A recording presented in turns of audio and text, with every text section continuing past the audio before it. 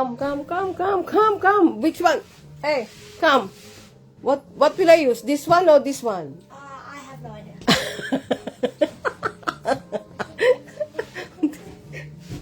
Ang swerte ko. Nandito ang apo ko. Ang swerte ko naman ngayong araw na to. Dumating.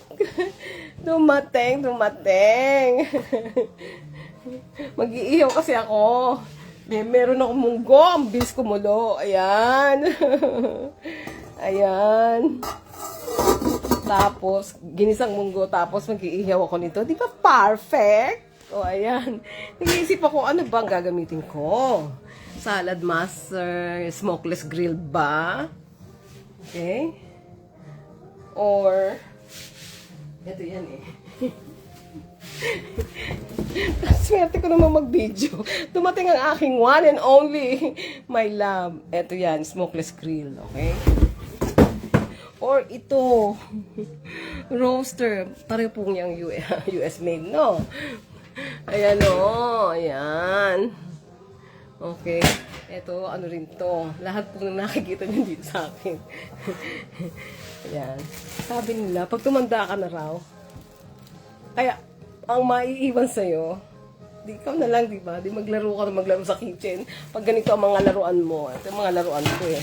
Niisip ko, ano ba yung roaster? Ito roaster, o isa. Pareho naman sila. Meron din ito, no?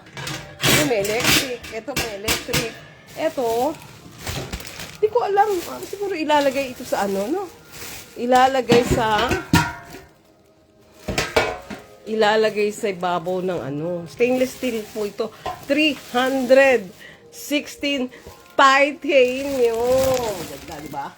Oh, bagong-bago pa lang. Hindi ko pa ginagamit. Kailan pa gagamitin?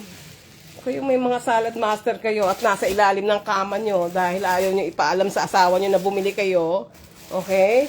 Huwag naman. It's fun. Okay?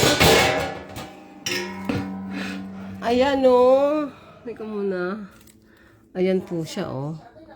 Oh, 10 quart, 9.5 L.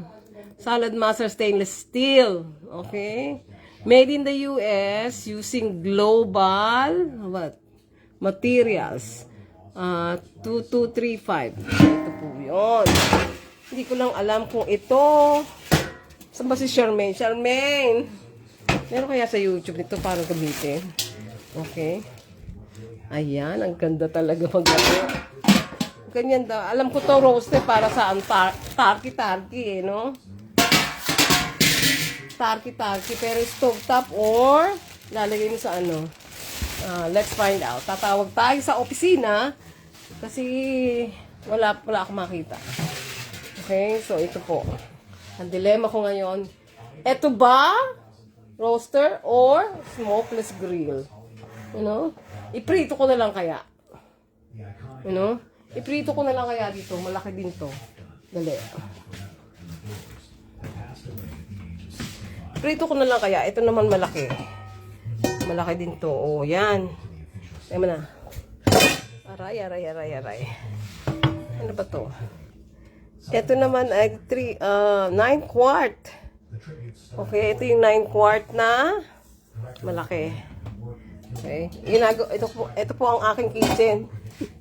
Ginagawa ko po itong showroom. Ito yung ng pusa ko. Nilagyan ko ng